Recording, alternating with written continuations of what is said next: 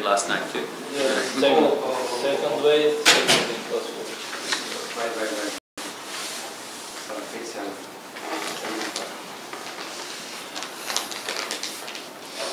You want to start by Farad?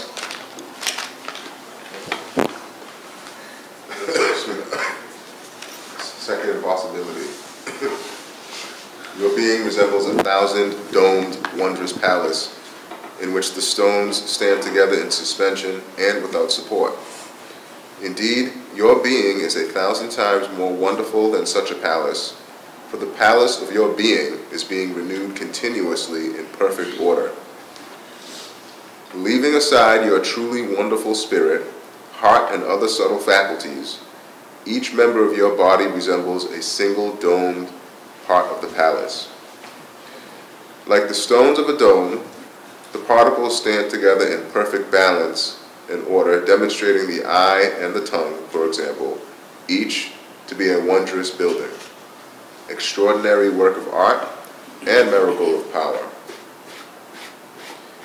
If these particles were not each officials dependent on the command of the master architect of the universe, then each particle would have to be both absolutely dominant over all the other particles in the body and absolutely subordinate to each of them, and both equal to each, and with regard to its dominant position, opposed.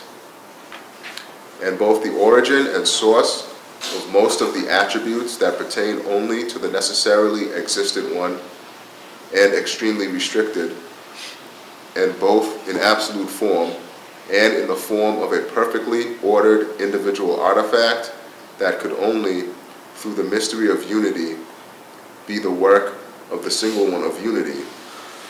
Anyone with even a particle of consciousness would understand what an obvious impossibility this is, to attribute such an artifact to those particles.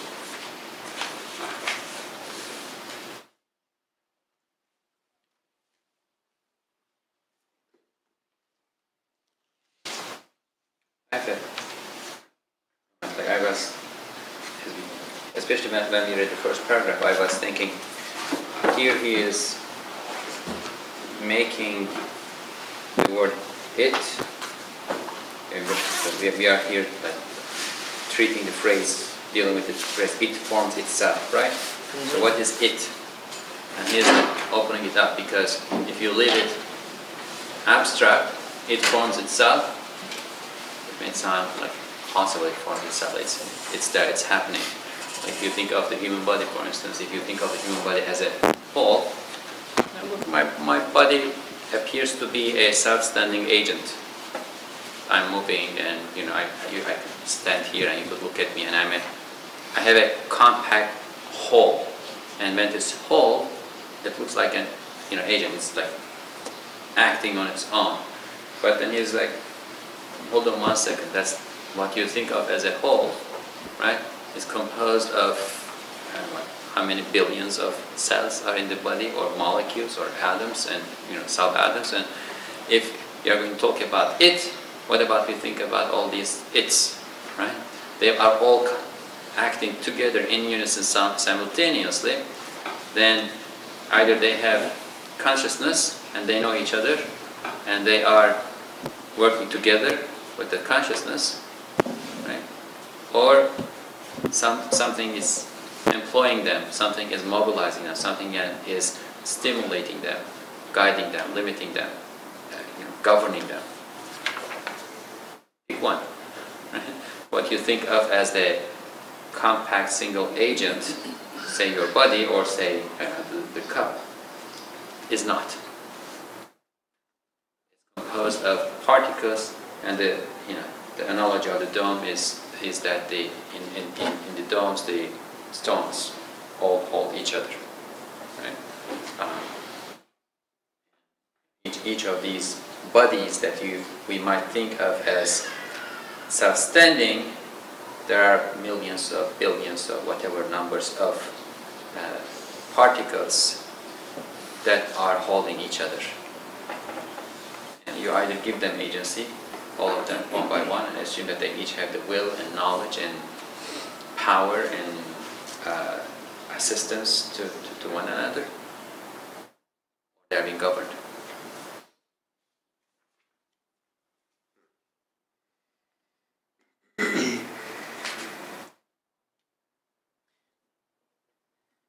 Yes, when we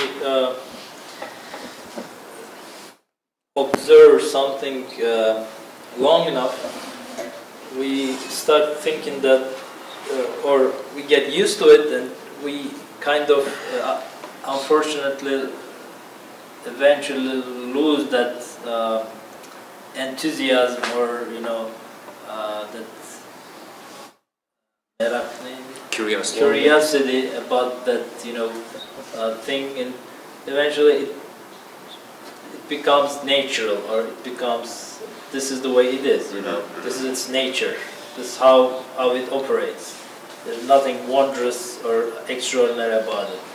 It's always like this. In 22nd word, I guess, he gives an example, like two people washed in a pool and then they come to that country. Let's think that two guys just come from space or another planet at age 25 to this world, and they start observing around.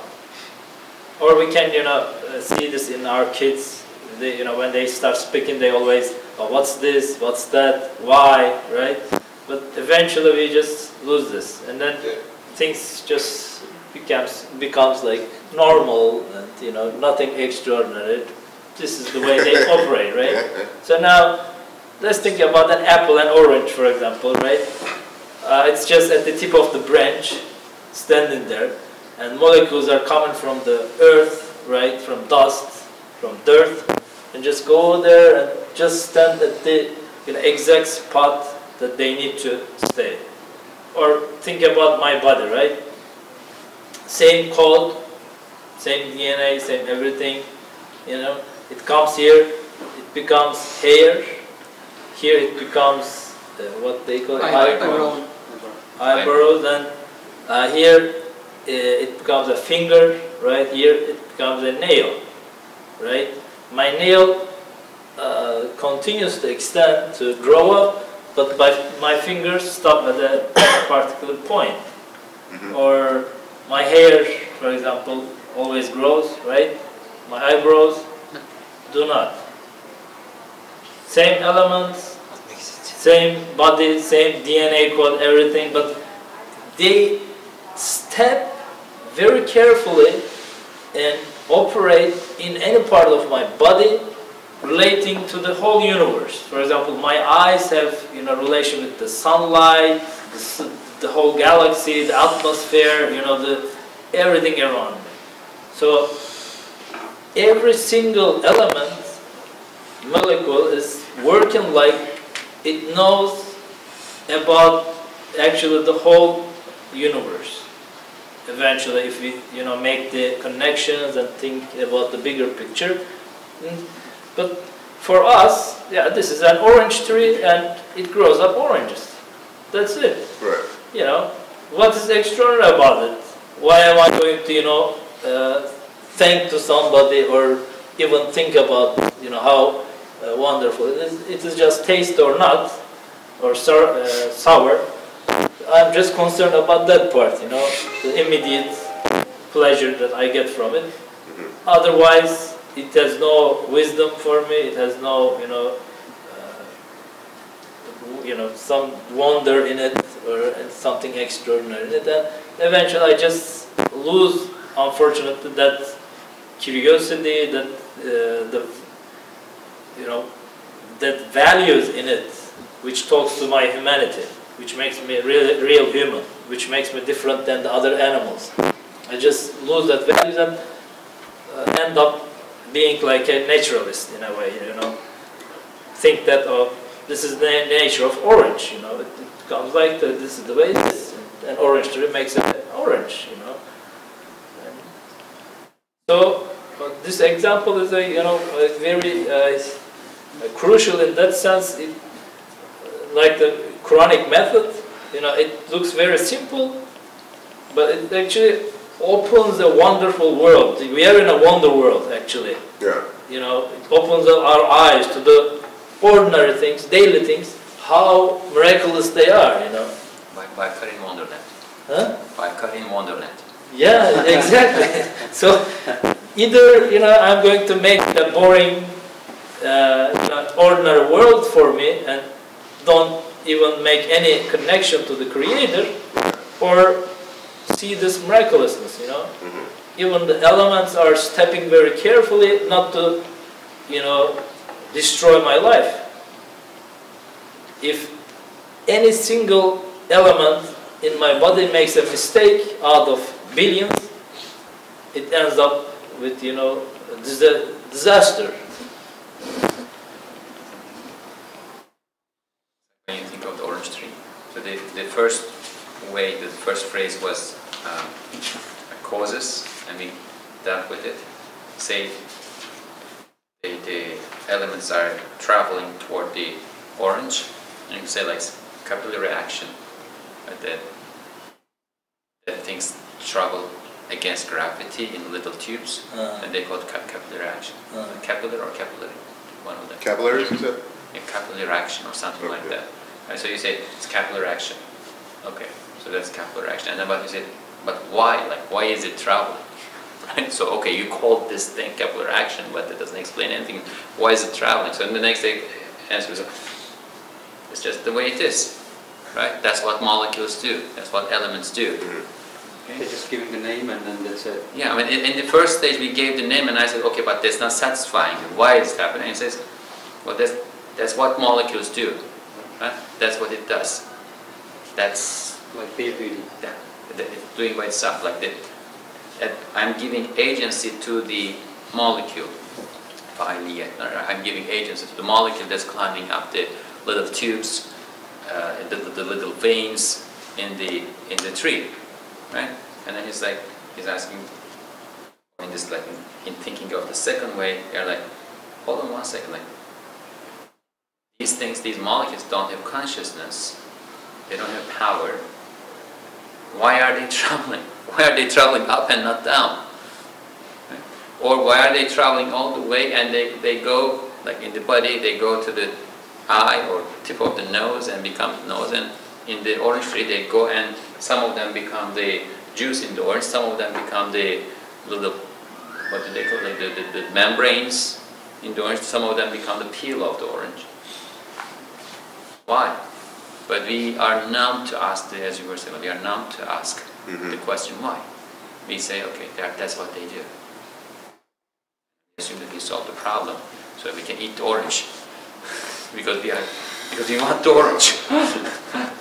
We don't want to think about it, we want the orange. Being directed to think like this. What's that? As if we're being directed to think like this. When we first started reading this, and somebody, we were talking about elements, and somebody mentioned like the 4 or 5 core elements. I thought about a cartoon I used to watch when I was younger called Captain Planet. Yeah. You know that cartoon? Yes. So, in the beginning of the show, each of the 5 people, they have a ring, and each ring represents one of the elements, like earth, wind, or whatever. And when they point the rings together in the center, they all come together and they form the man, Captain Planet. But the elements of, like, you know, that have no intelligence are forming this intelligent being. And a lot of the cartoons, and as you grow up, the shows and everything, just kind of maybe subconsciously give you that understanding. So it's, it just kind of like kills your desire to question anything above that. I remember like similar cartoons about, I don't know what it was called, but that explained how the body functions for children. Every episode you would look into one thing, like how the red blood cells work. The next episode, how the white blood cells work, right? And in all of those cartoons, they are going to animate those objects that they are trying to explain. So the red blood cells will have eyes and, you know, nose and arms and hands, and they will become impersonated. And then you will, in the cartoon, they will have this consciousness. They will be like individuals in the cartoon, and that makes it possible for the children to grasp what's happening, right? Red blood cells take the oxygen and take it to where it belongs to, and they're working very well, mashallah. That's actually what's happening there. But Yeah. you have two choices. Either you're going to accept these are officials of Allah subhanahu wa ta'ala, or they're acting by their own consciousness. So either they are being moved by a external force that's in charge of all of them, or they each and every one of them has a force, a consciousness, will, power, and so on and so forth. To comprehend the whole system and work accordingly. But in the cartoon, what they are showing is that the second one. And you keep watching this and watching this, and you think that you're understanding. You're understanding, that the red blood cells carry oxygen, but in the subconsciously you are being. Maybe the people who do it are not conscious about what they are doing either, and they are also subconsciously doing this. But subconsciously, overall, in the end, we are being indoctrinated into something that's very contradictory to reality, but at the same time, it becomes our reality. At the corrections again, prison system, I remember two actors come and make a short play for us, like a presentation, but in a what we call it, like a theater play in form. So they were given a training for the contagious diseases, and guys saying that thank to your skin. Holding your skin, thank you, my skin. Okay, I can see that it's preventing all those, common diseases from outside. But, this is actual. This is what we are doing. We are, given a kind of divinity to our surrounding objects around us. That's what we are doing.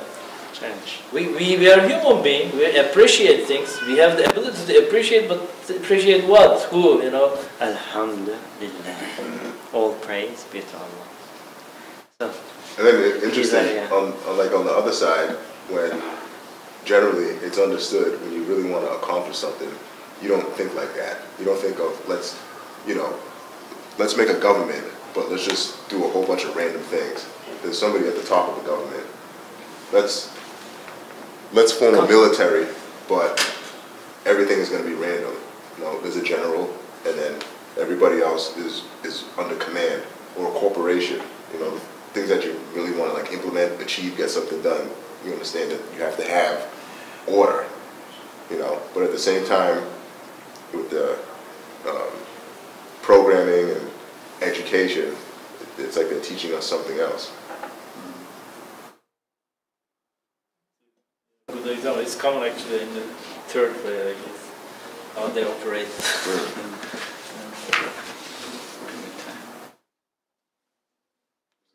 When do we end it? Do we end at 12 or 11:30? 12. 12. Okay, we have half an hour. 12 is noon prayer. We can say we have 30 minutes. Yeah. Maybe 5 to 20. We can finish. It came to my mind when you said Captain. Captain Planet, or also there's Avatar, the same function, giving functions to the elements of the nature, water and the soil and the light, and 4 elements. So maybe it is purposefully done. So the naturalist point of view. And these have functions. These are acting as if the naturalist view. They are doing this, purposefully. Or I don't know if people who are doing those cartoons are really cognizant, aware of what they are doing, but as in, Ustaz interprets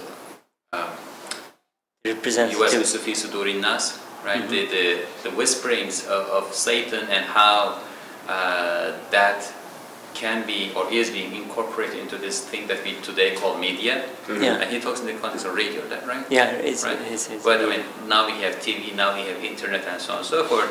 People doing it may not be aware of what they are doing, but all of our hearts are open to these suggestions from Satan, and Satan may have found a convenient way to reach out to everybody in this. Like, oh man, I love this technology.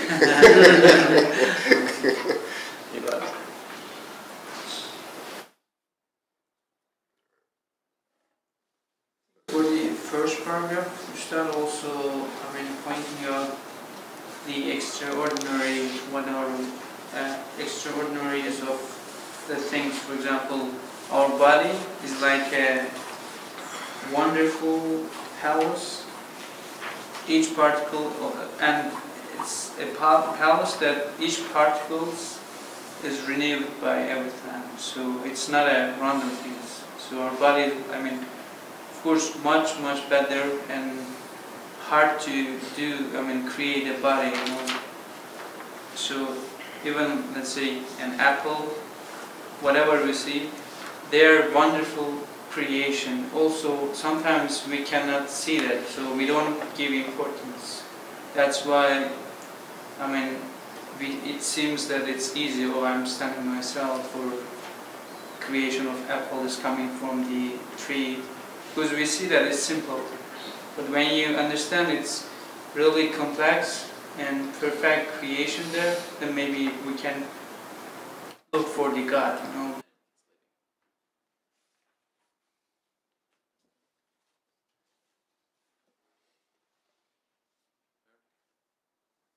Okay. Third impossibility.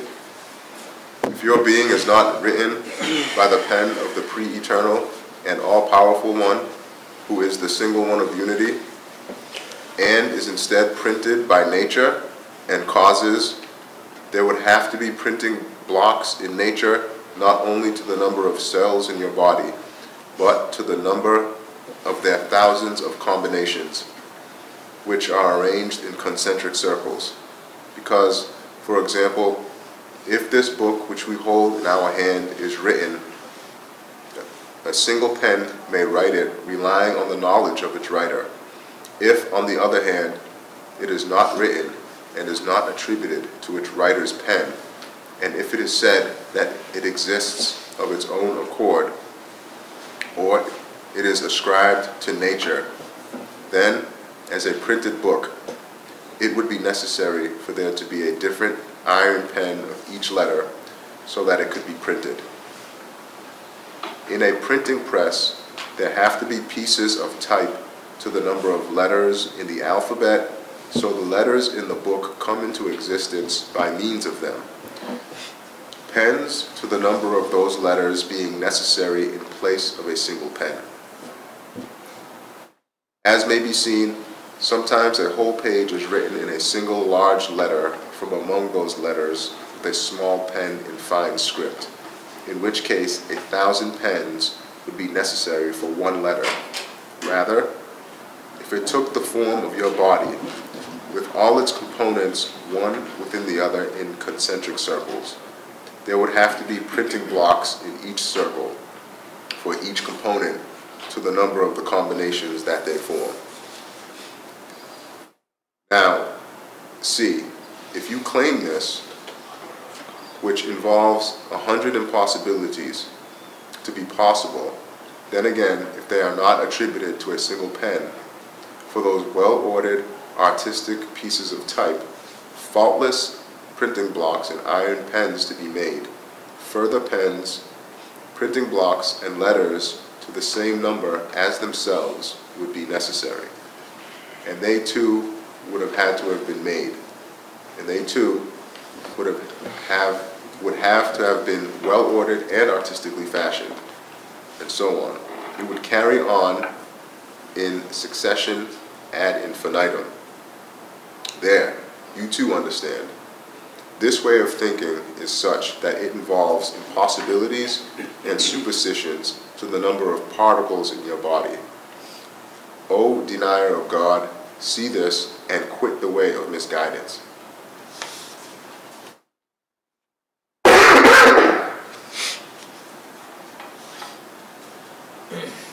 Again, I guess in the daily life we get used to seeing these things in certain ways, and it's then becomes so overwhelming, you know, the whole universe functions together. Oh, okay, this is the way it is. We just don't even think about it. But as on the example, if you make the comparisons, it becomes, you know, a little easier to see how wonderful it is.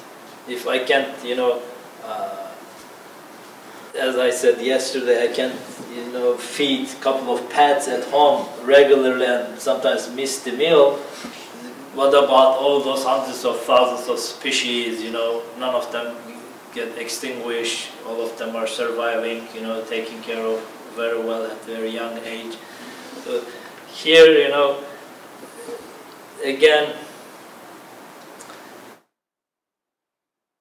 when we think about those small things that let's say particles of snow, or even you know, small creatures, living beings, kind of differentiate from each other. We can see that, you know, all of them requires special care, and, you know, should be paid attention. It's not just, you know, coming from just one source, because we look at there, we see millions of oranges. We think that, okay, they're attached to millions of orange trees, and it goes to the earth. And here you go, as you said, you know, there are 5 things: earth, water, sun, and they form, right? We make it simple, like this. So he's going to talk about this individualization, or, you know, differentiation in the following, the third way, I guess. But here the focus is more on those particular causes that we think is the real causer and creates the effect.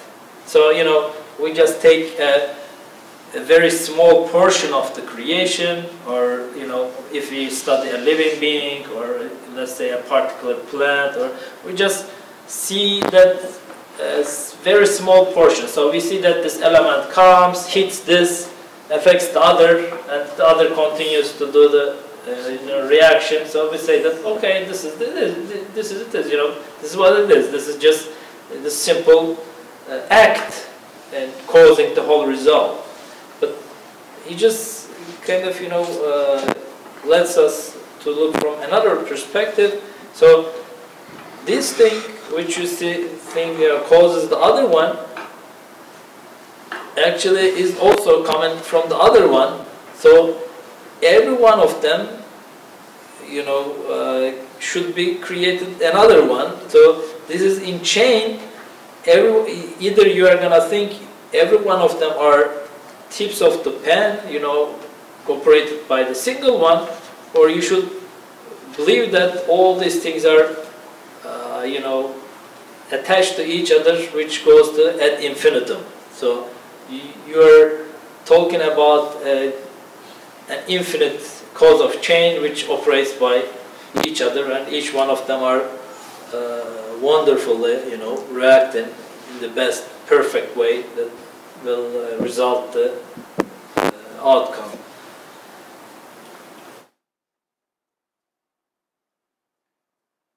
I used not to understand this one.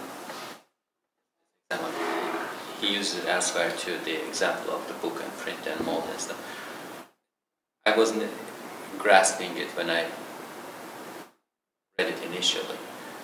I was thinking, so I want to print books, and I want to print 1 million copies of this book.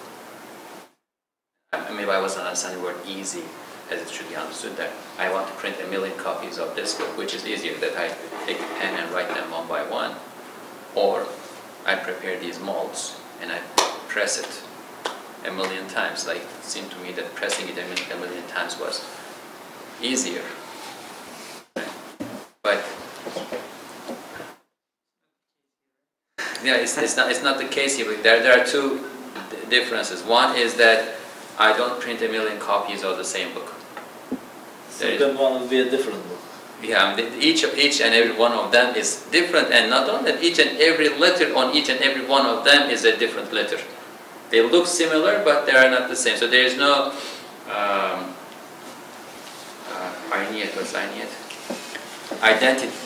identicalness. What's the word? Identicalness. Identicality. Anyway, you understand, right? There is no identicalness. Being identical. Yeah, there is no. I'm making it the word.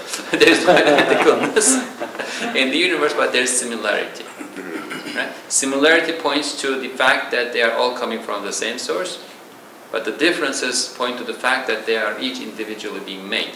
So if they are all each individually are going to be made individually, then that means if I'm preparing presses, I need to prepare as many presses as there are letters and books out there. But so which is easier than to write or prepare the press, like 2 stages? Prepare the press and stamp, or just write the book. And the next thing is, it still seems difficult. Like I was imagining myself sitting down and writing 1,000,000 books, right? But that's not how God is. For God, God's power is absolute, and 1,000,000 books and 5 billion books doesn't make a difference. It's absolute, right? So because I think I was having difficulty in moving from the analogy, the comparison, to reality, in that I was thinking of it as myself. But when we think of it as God, that's not the difficulty. There's no difficulty in that. If he wanted, he could prepare 1,000,000 presses and use those presses too, which is actually happening because he's veiling himself with the causes. Causes are like those presses that are being prepared, but each of them are different. And then you recognize that these are not real causes; these are not real presses, but he's actually writing behind the presses.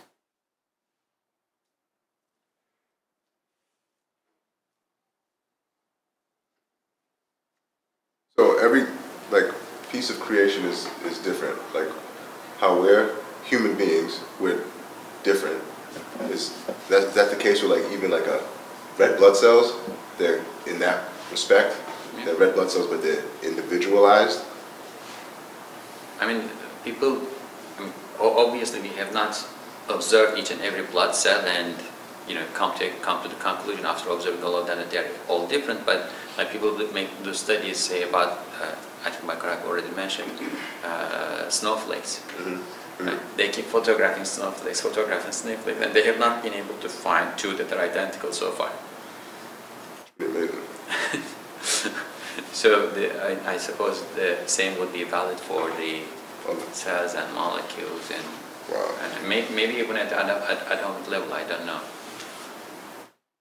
Study on YouTube about this Japanese guy, and Islamic Publishing YouTube Studio, Merciful Servant. I don't know if you heard of that. He took his research and put it online, but he also put the Qur'an into this context. He found him to be changed. Look it up. It changed him, you said? Changed him, and it changed the snowflake one. Okay. The what? Changed the snowflake too. What are you talking about? He would put the Qur'an to the snowflakes. What he does is not only Quran but other things too. He freezes water, and he plays different things as water is freezing. When he plays the Quran or a calm music or something like that, the snowflakes freeze in a very beautiful shape, in a symmetrical, harmonious, and so on and so forth. And then he plays some metallic music or something that's disturbing, otherwise not harmonious, and then even he says bad things, like insult words, while they're freezing, and they freeze in ugly shapes. Oh yeah? Yep. Huh, I wonder what people think of that. We can watch it together. Alright, that's interesting. Your words affect everything, not just the people. I thought you were trying to say that he would play the Quran and the snowflake just kept changing. That's what I said. I was like, Sorry, so something good is kind of showing that. Okay. And by extension, people talk about, for instance, the problems of ecology on Earth now, and they say when people's hearts, that like many people's hearts, are not in the right place, that's affecting the world, and things are not going the way they should be going. So there are these apparent material causes that we identify, like carbon emission and so on and so forth. But then people, they also say that this is actually the underlying cause, that people's hearts are not in the right place, which might then be affecting what we are doing to the environment, like the carbon emission and so on. So Interesting. If you become greedy, the hearts are not straight. Greedy, then we teach you. For example, fingerprints of billion people is different, right? So because of the, let's say, the molecules there, right? Since they are not the same. Maybe as Mustafa said, if you go deep, you can see the difference, but there are enough, let's say, proof that every individual is not the same.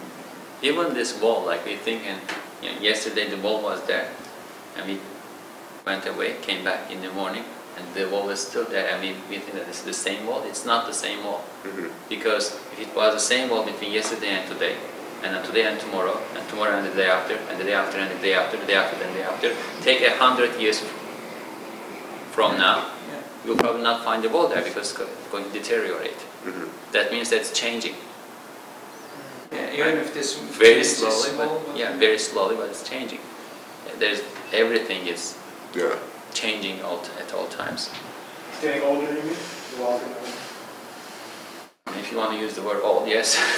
Everything is, I think, is changing. May Allah was created all times, each times, each moment creates everything. Scientifically, a piece of gold doesn't change, doesn't age.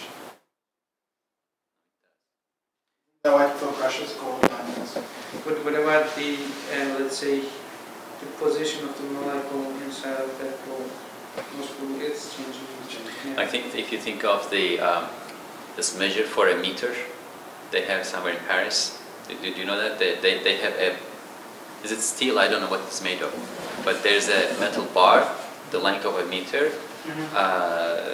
They preserve in a museum somewhere in France. And it's supposed to be the standard for all other meters in the world. Okay.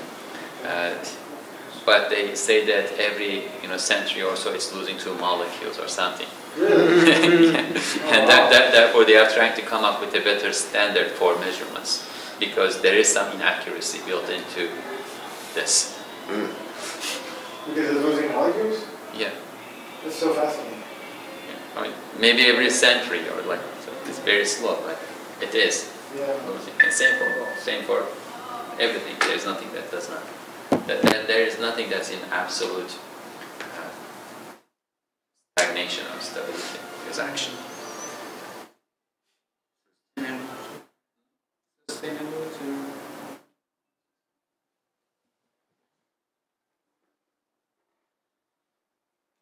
Just we didn't hear from you. Any of your gems. Again, I couldn't get. We didn't hear any of your gems. Yeah. You will hear, inshallah. when I am adapted. Adopted? I couldn't adapt. You are adapted. You are adapted. I don't understand. I mean, I couldn't focus. The Turkish lesson was so deep that Jasmine felt under the influence, mashallah.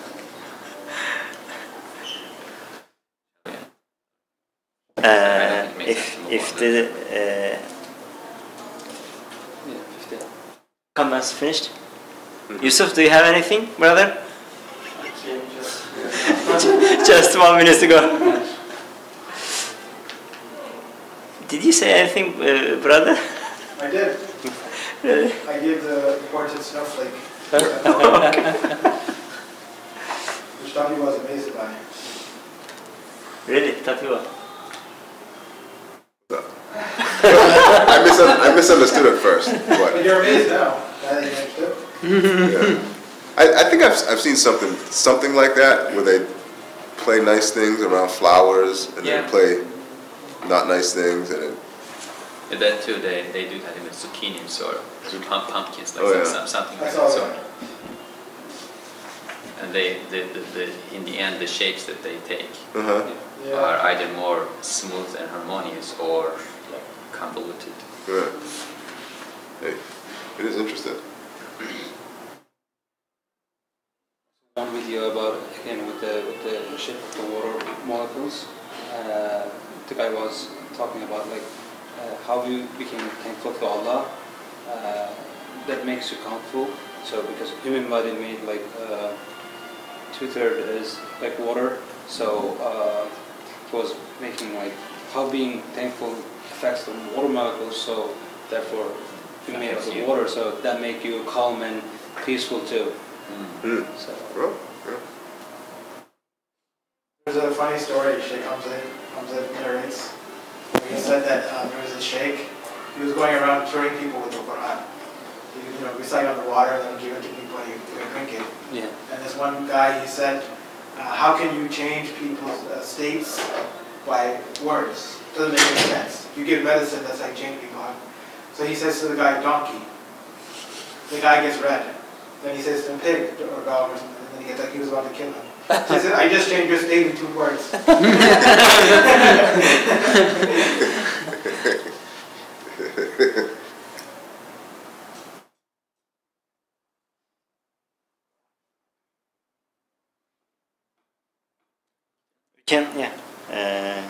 Then Robin Williams, the guy who said like laughter cures people. You go in the hospital or something and make kids laugh.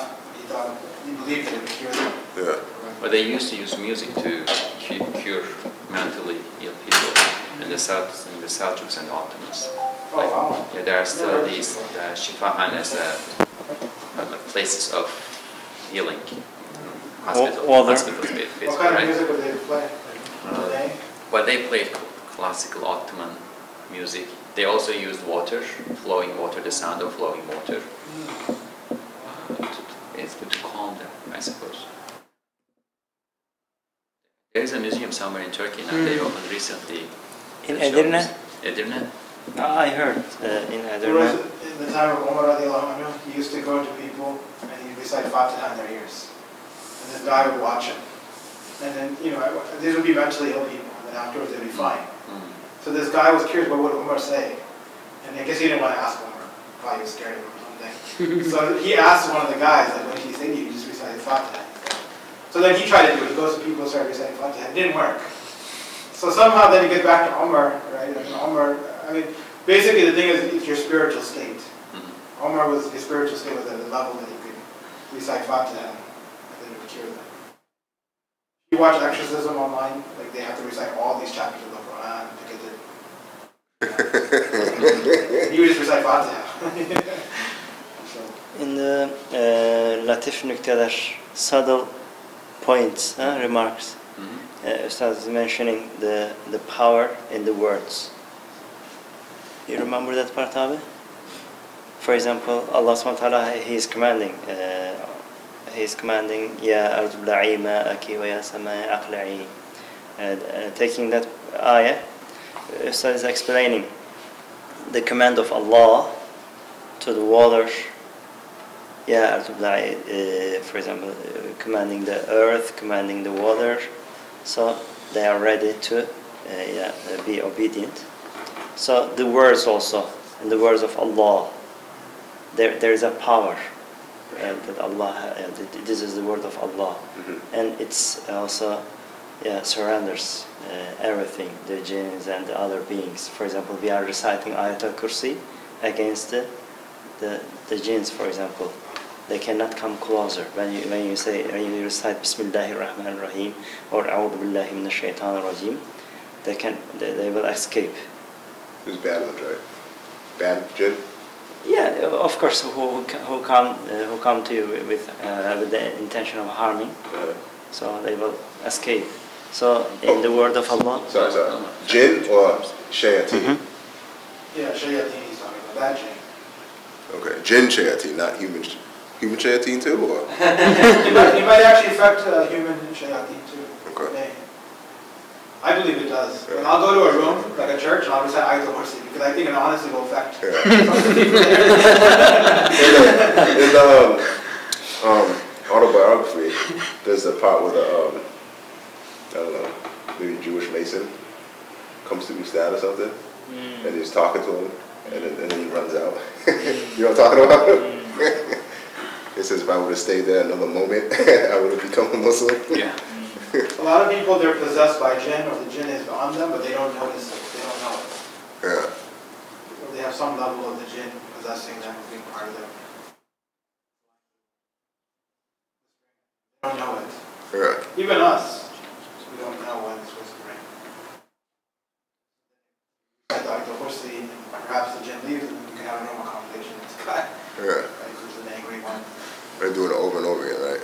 Like, You can do it over and over again? no, I'm saying, because we recite the Yeah, Ayatul Kursi after every salat. One of the brothers was saying that, so, you know, he went to the masjid and, you know, asked the imam for treatment, and they, you know, recite certain surahs with him. And I said, what was the symptoms? How did you know you're, you know, possessed by the jinn? He said, I'm not behaving good to my parents, and I get angry so often. I said, oh, okay, then I'm possessed by a jinn. This is my everyday attitude. so it's kind of, if shaitan is from the jinn tribe, so in that sense, we are always in, you know, communication in a way. Yeah. Everybody, because has a assigned shaitan to himself, you know, they're like, you know, Well, yeah, that's true. they're like assistant shaitans. There's one big shaitan, but everyone is kind of an assigned shaitan. Yeah. Somebody was, that I know, was telling me that I guess they, told somebody about their situation, and that person was told, oh, you're possessed by a jinn, and you're gonna do this, this, and this, and all that other stuff. But Meaning understood. It could be. Could there be like some people out there that do what, you know, that might make you think you're possessed by a jinn, but you're really not?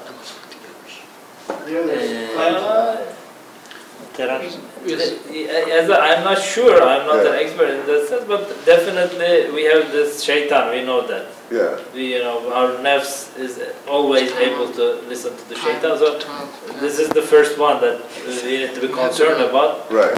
If there is further, I don't know, maybe an expert or an alim, a scholar would know about it, but in that sense, definitely we have this first-hand communication with jinns, you know, the shaitan is the first one that's around us always. Okay.